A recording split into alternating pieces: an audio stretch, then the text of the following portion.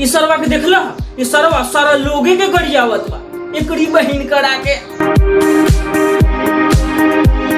तो भाई लोग आज के वीडियो में हम कुछ हटिए के बताए वाला बानी, तो रउआ लोग दिल खोल के तैयार रही। एगो प्रेमिका के अगुआ आयल बा, तो प्रेमी का कहत बा इहे रउआ लोग की वीडियो में हम आज बताए वाला बानी। एगो लाइक कर दी, हम वीडियो के स्टार्ट करत बानी, काहे कि आज के वीडियो ना बड़ा ही धांसू होके वाला बा।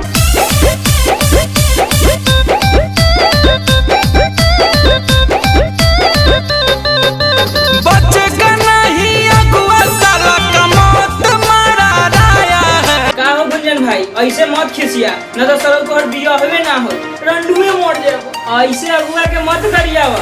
अच्छा भाई रउआ लोग समझनी है कि अगुआ के काहे गरियावत बाड़ा ना नु, तो ली है समझ ली। बचेगा नहीं अगुआ साला कमौत मारा राया है, हमारा लाभर पे कुटुम काहे लाया है। जाओ सरव गुंजा तहार लोभर बा त का ओकर बियाह ना होई। और इसने सरवासो से न हमर समाज और खराब होत जात बा। हो भाई ई सरवा तो अभी कुछो ना कहलक हो, आगे सुनो आगे। साला राइफल के नोक पे शादी रोक देंगे हम। ई सरवा के बोली सुनत पर सरवा राइफल लेके बियाह रोके जात बा बियाह। अच्छा भाई ई सरवा बियाह रोके जाई त एकर का दशा होई। अच्छा भाई तूहे लोग समझावा ई सरवा के, हम कुछो ना कहम।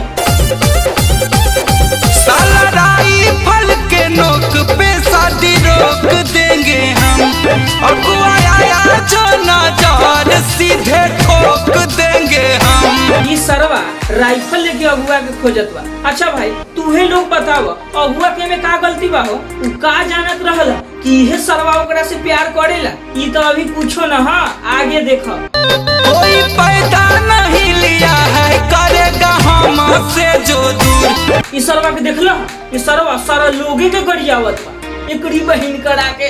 ई सरवा ना सुधरी। अच्छा ला भाई लोग आगे देखो। कोई पैदा नहीं लिया है करेगा हमसे जो दूर, सबके सामने हम भर देंगे मांग में सिंदूर। ई सरवा के देखत बा कहत बा सबके सामने भर देंगे मांग में सिंदूर, साले के बाप के राज बा। अच्छा भाई तूहे लोग बताओ ई सरवा सबके सामने जाई तो एकर का दशा होई।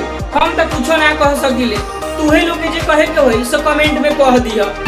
गुंजन सिंह मनावा का दिल वो दुखाया है। अच्छा भाई लोग कुछ समझनी है कि ना, ना समझनी है तो ली फिर से सुन ली।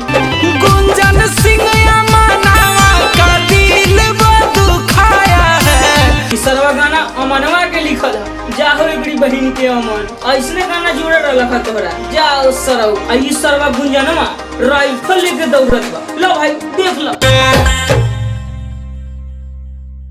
काओ भाई अब तो हमर गुंजन भाई चल गेलो लोभर के घरे।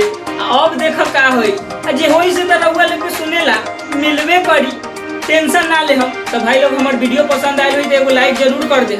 अगर इस छोट भाई के चैनल के सब्सक्राइब ना पहले हती तो सब्सक्राइब करके बेल आइकन पे जरूर प्रेस कर दे, ताकि ये प्रकार की वीडियो ना हमारा चैनल पर रोज अपलोड होखेला और रउआ लोग के पास जाइत रहे। टेंशन ना ले हम बिंदास शेयर करम। हमने खाया है साथ जीने मरने का कसम हमने खाया है, हमारा लाभर पे कुटुम काहे लाया है, हमारा लाभर पे। हमार वीडियो बनावे के मकसद रउआ लोग के एंटरटेनमेंट करावल बा, एकरा के दिल पे ना ले हम। अगर ई छोट भाई से गलती हो गई होई तो माफ कर दे। फिर हम मिलम अगला वीडियो में, तब तक के लिए बाय।